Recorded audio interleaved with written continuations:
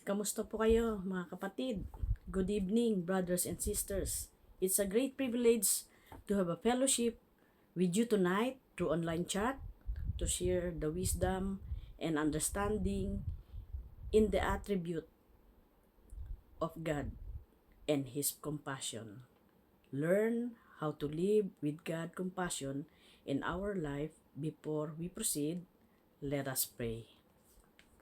Abba Father, as we come to you tonight, we praise you and honor you as Most High God. And we thank you, Father, with your attribute that show to us tonight. And we ask for the forgiveness of our sin, the way we think and act that's not all pleasing to you. Sorry, Lord, and forgive us to our shortcoming and give us wisdom to know you more and teach us to live with your compassion every day. Help us to be light and salt to all family, friends, and to all people around us. In Jesus' almighty name, we pray. Amen. Now, let me share you how Moses knows God and His compassion to all Israelites under the leadership of Moses to lead them in the promised land of God. Let's read in Exodus 34, verse 4 to 9.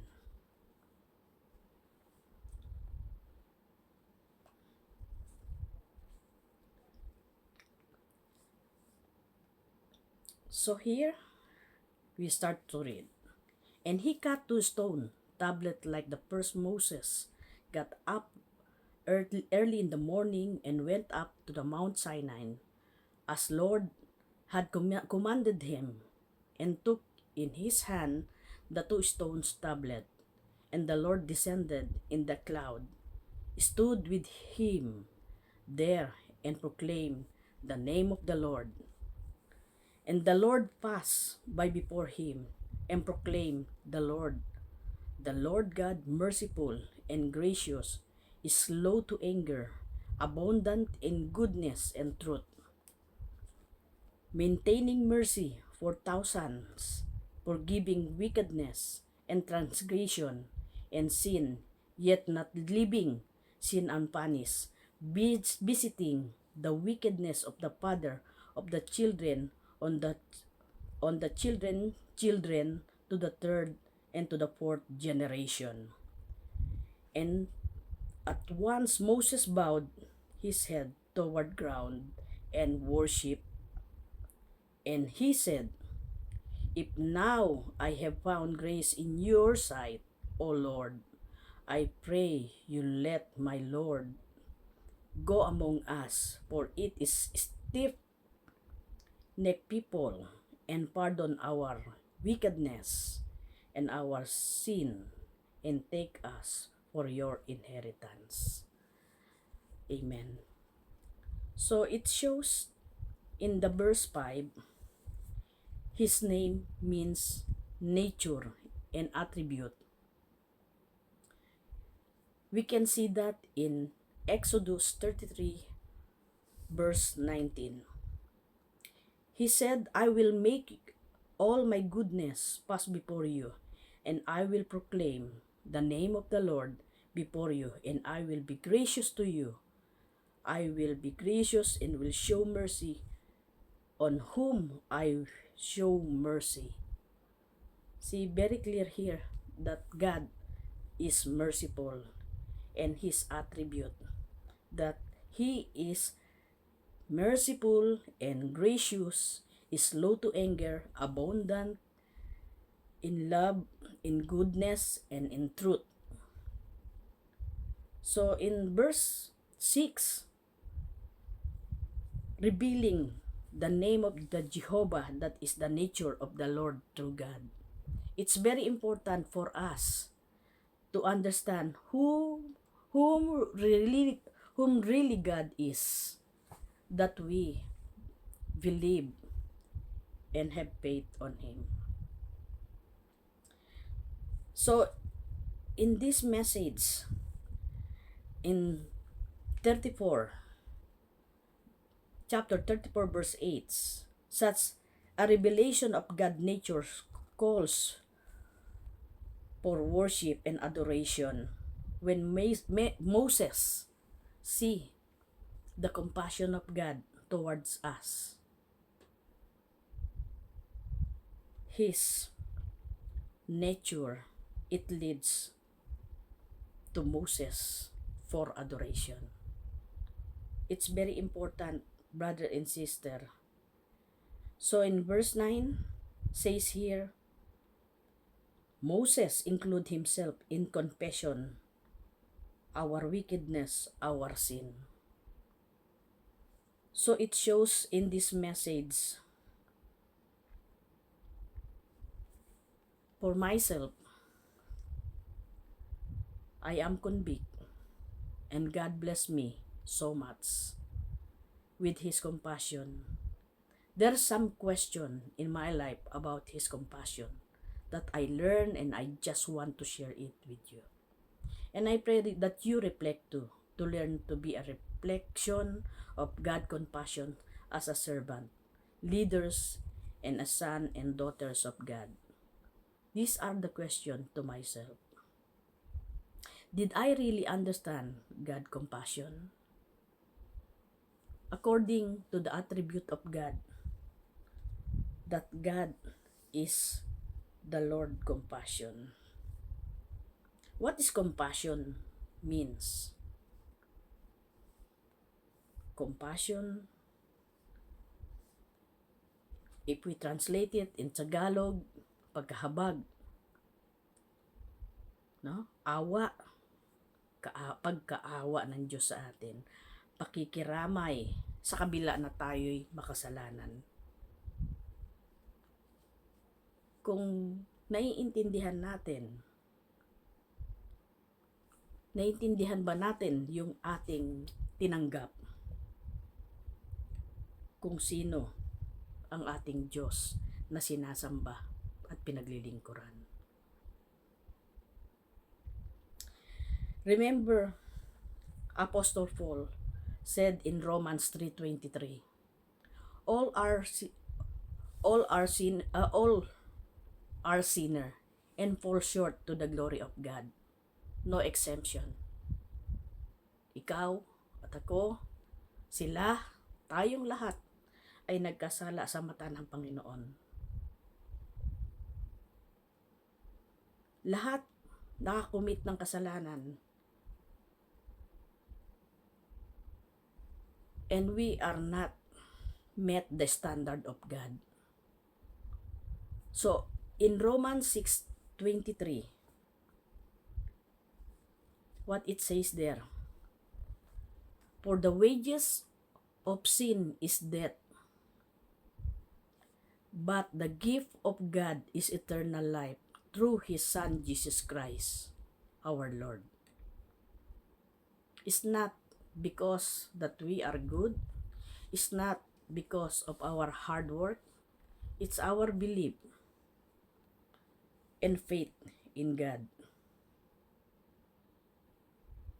That says in John 3:16, for God so loved the world that He gave His only begotten Son, that whoever believes in Him shall not perish, but have everlasting life. Let's underline love. It says in some Bible passage that love no law at all. If you have love in your heart, no law at all, because you already obeyed God. Let's reflect in ourselves. How do we live this compassion of God? Do we really understand how God loves us?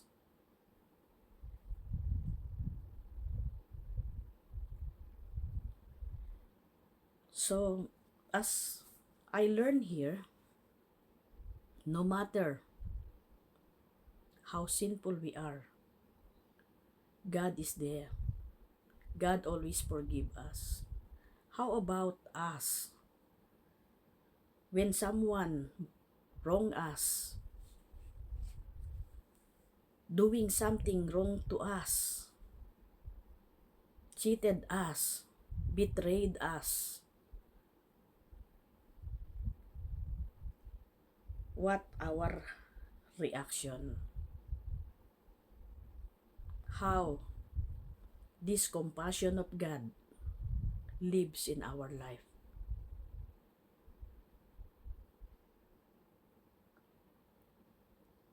Did we really feel compassion of God when we received Jesus Christ as Lord and Savior?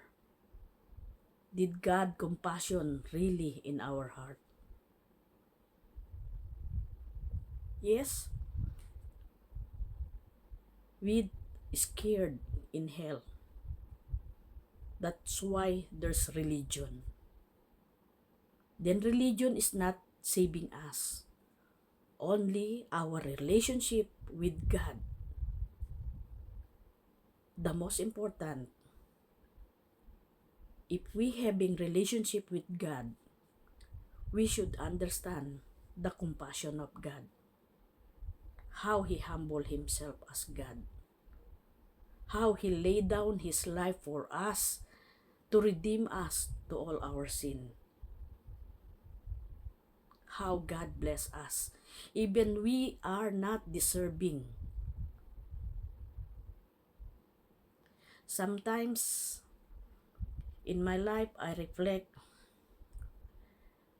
this world is not really fair. We experience troubles, mistreated us. Nobody love us as the devils put in our heart and mind. But God, His truth, His love, His compassion is on us. According to my experience, I see the love of God to all my troubles, to all people who mistreat me,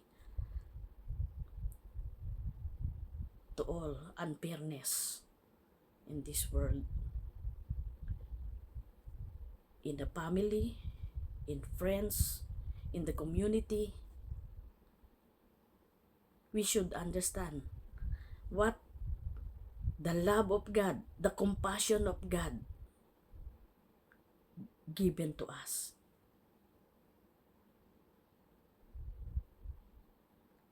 Did we value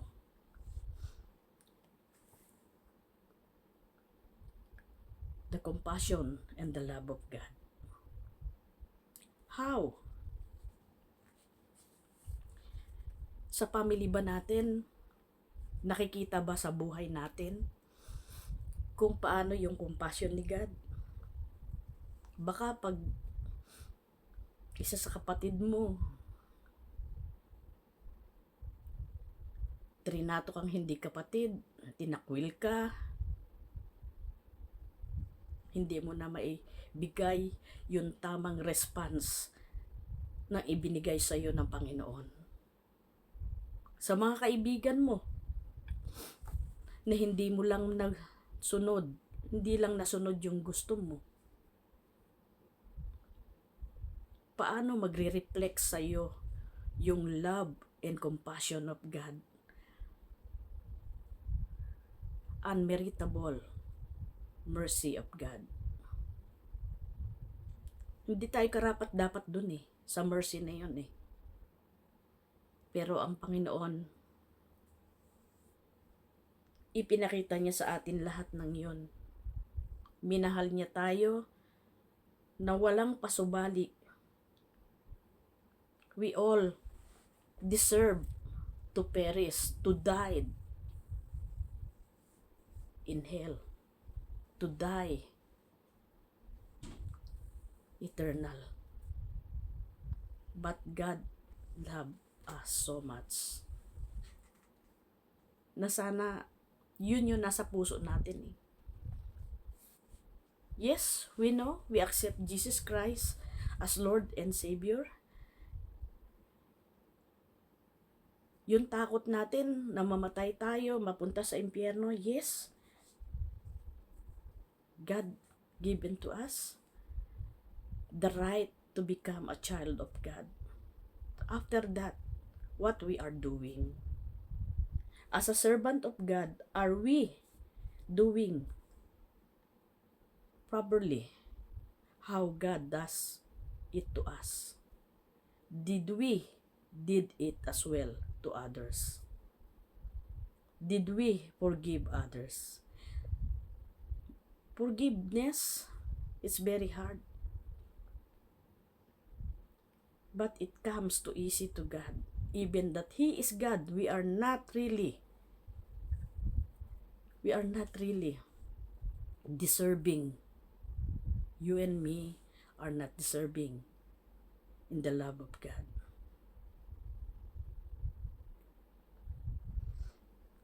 Did we live the same compassion God showed to us? Let's highlighted John 3:16. For God so loved the world that He gave His only begotten Son, that whoever believes in Him shall not perish but have everlasting life.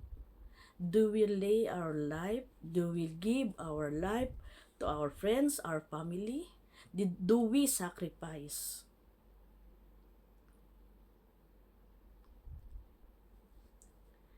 So this is all the God's compassion. Let's see in Lamentation 3, verse 22 to 23. The steadfast love of the Lord never ceases, and His mercies never come to an end. There's a new every morning. Great is thy faithfulness. Napaka-faithful ng Panginoon, no? Steadfast, unfailing. The unfailing love of the Lord. But we as a human being, in our relationship to our fellow brothers and sisters, to our family, how is it goes? Do we still give to them the reflection of the compassion of God? Do we humble ourselves as God did? Do we forgive them who mistreated us and wronged us?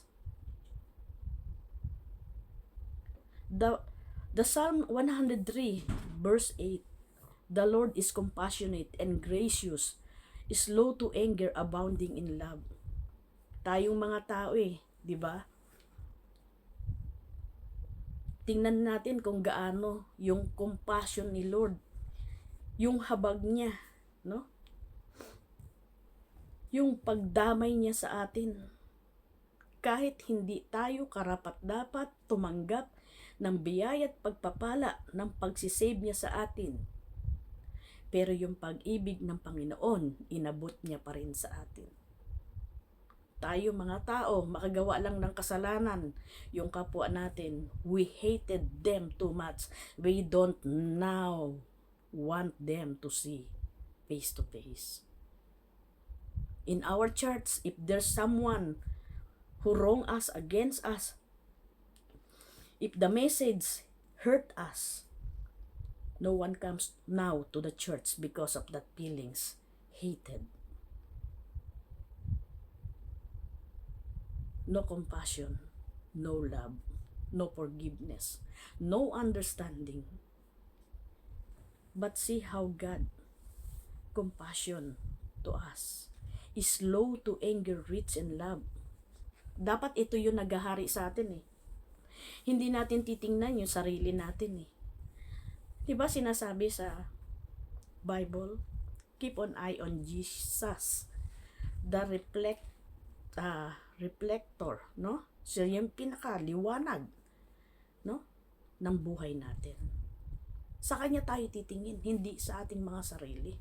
Hindi sa mga taong nakasurround sa atin. We should give them a light, a light that we receive from God. In Psalms 145, it says here, "The Lord is good to all. He has compassion to all, on all He has made." Sa lahat, wala tayong itatangi na ang mamahalin lang natin, pamilya natin. Na ang uunawain lang natin yung kaibigan natin, yung nagmamahal sa atin. As a servant of God, do we shine as a servant of God? Huwag na lang natin tingnan kung nasaan tayo, kung tayo nandun sa church. Dapat mauna sa pamilya natin.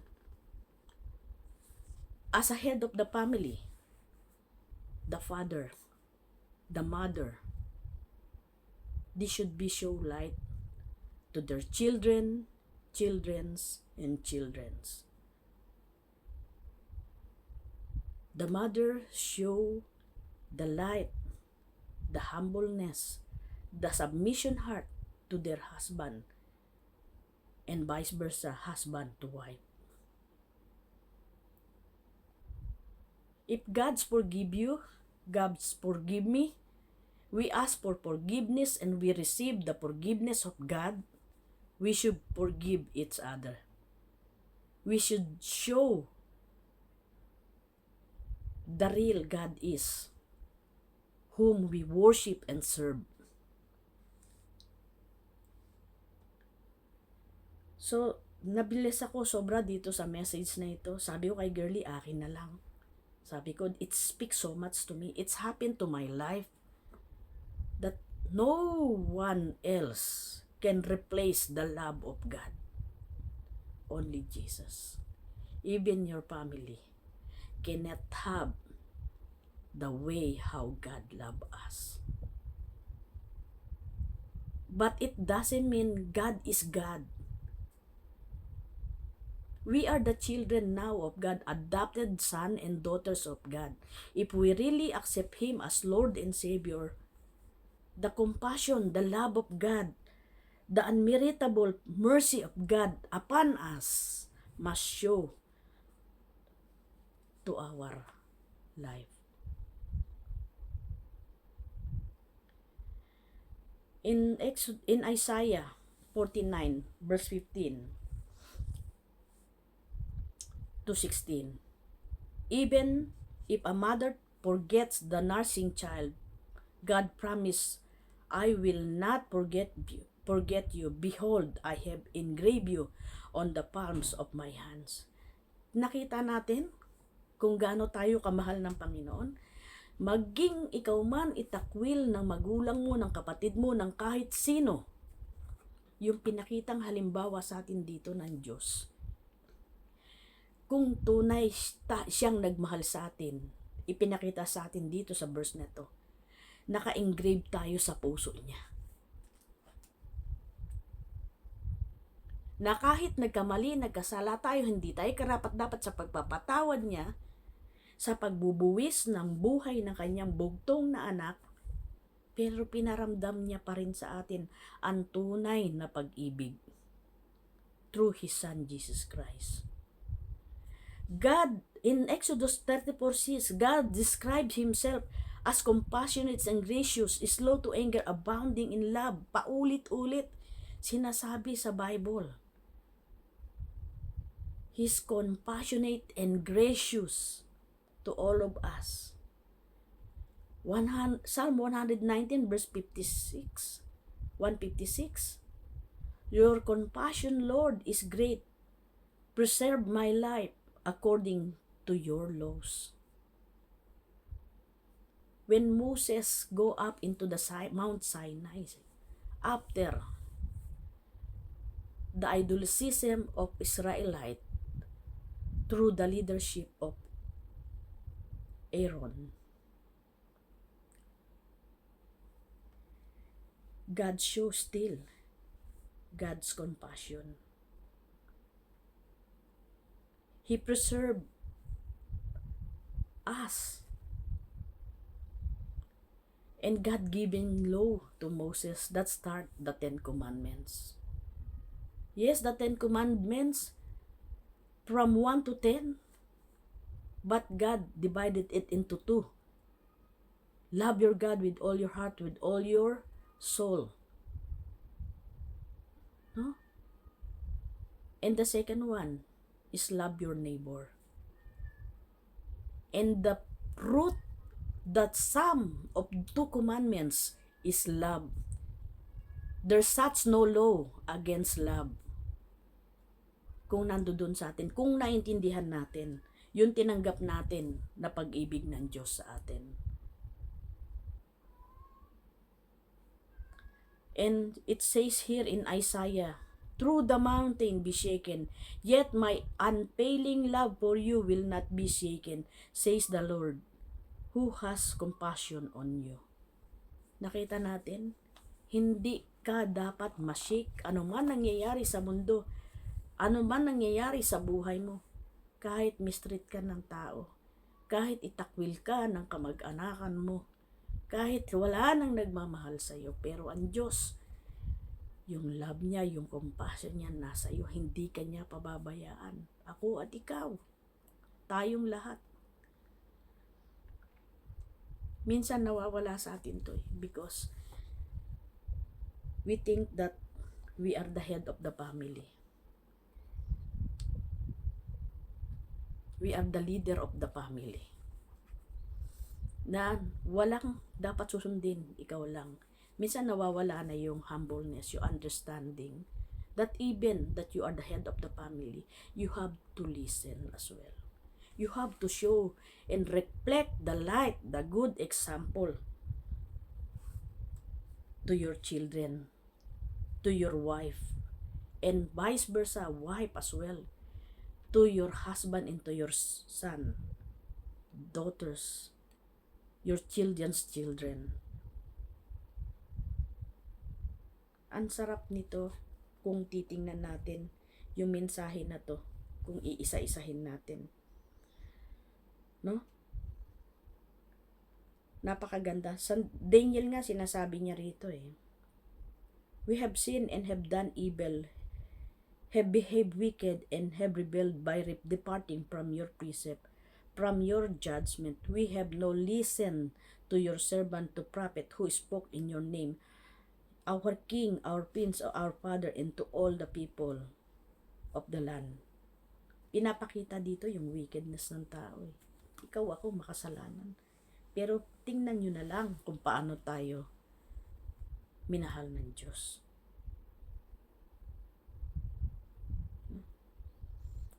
Na sobra akong na-overwhelmed, na-bless sa message na to, mga kapatid. See, include Moses himself in this confession. Even him, he confessed. Ang sabi niya sa Isaiah 64:7, "But we are like an unclean thing, and all our righteous deeds are like filthy rags.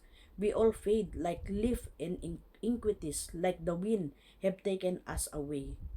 And there is no one who calls on your name, who stir himself up to take hold.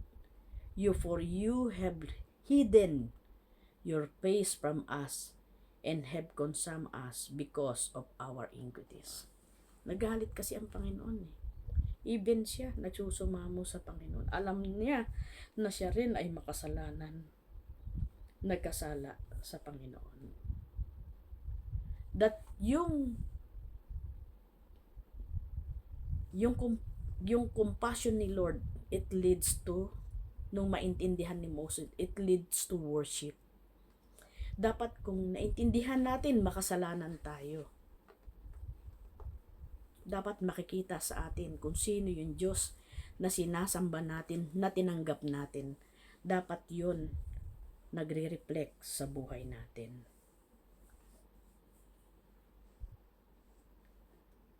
Napakaganda ng mga Bible verse nito. Napakaganda ng mensahe ito para sa ating mga kapatid upang tayo lubos nating maintindihan na kahit sino man tayo, no? Anak ka, magulang ka, tatay ka, nanay ka, leader ka sa church, pastor ka, para makita ni Lord yung compassion sa buhay mo at mag-reflect sa buhay mo, dapat itong compassion ni Lord, yung love ni Lord, na iintindihan natin. We should understand that we have to be rooted and grounded in love. Ito yung kulang natin. Ang akala natin, once saved is always saved. Once we ask forgiveness and accept Jesus Christ as Lord and Savior, and that's it. Yung pagiging leader sa church, yung pagiging pastor, title lang yun.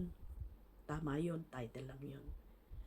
Pero yung magmahal ka, isa katuparan mo yung ginawang pag-ibig, yung compassion ng Lord sa'yo. Kung paano kanya pinatawad, paano siya nagpakumbaba, kung paano kanya minahal, kung paano mo tratuhin ang mga tao sa paligid mo, including your family. Yun ang importante. Pag sinabi mo, born again ako, I accept Jesus Christ as Lord and Savior, then you have to be reflect as the shining light, no? Kailangan mag-shine ka. Mag-shine ka sa buhay mo. Yun po mga kapatid. Pag sinabi natin leader tayo, then ipakita natin leader tayo. Kasi servant tayo ni Lord eh. Pangalan lang kasi yan. Yung leader na yan, yung pastor na yan, pangalan lang yan. But the truth is we are the servant of God. Kung paano si Jesus Christ nag-serve, He was the feet of the 12 apostles. Ganon din tayo magpapakumbaba. Yung compassion nagsimula sa Diyos Ama, Diyos Anak, at the Holy Spirit teach us. We have to learn to listen and abide His will for us. Napakaganda po ng mensahe para ito ay baliwalain natin. Kung gusto mo mag-disciple, kung gusto mo maging leader, magsimula ka sa sarili mo. Ipakita mo una sa pamilya mo. You want to be a missionary, you have to invest relationship. Very expensive, no? Kailangan mo mag-invest, maging mayaman ka sa pagbibigay. To give love to the others, to serve them with all your heart, to give them understanding, to show humbleness to Him, to serve Him. Yun ang importante. Kailangan mag-shine ka eh, as a leader, as a pastor, as a servant of God, as a daughter and son of God. We have to be as like Jesus Christ, a radiant image of the invisible God. Because we accept Jesus Christ as Lord and Savior. Now, Jesus Christ and God is in us.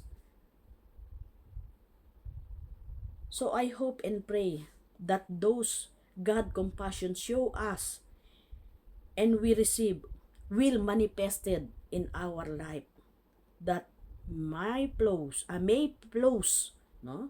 Hindi may flows may flows, dumaloy to our heart and mind. The way we think, the way we speak, the way we act will reflect the radiant image of our invisible God through Jesus Christ, who gave us life for us. And I pray that we may all bless and be a blessing to our family, friends, and community. Let's give back the highest praise and adoption to our God, no? Because we are adopted child of God. Adoption, the compassion of the love of God, no? Yung compassion love yan No, maraming salita pero yun ang pinutumbok ay ang pag-ibig ng Panginoon. Only God the Father, no? who only have that through His Son, Jesus Christ. I hope na na-bless tayo lahat sa mensaheng ito.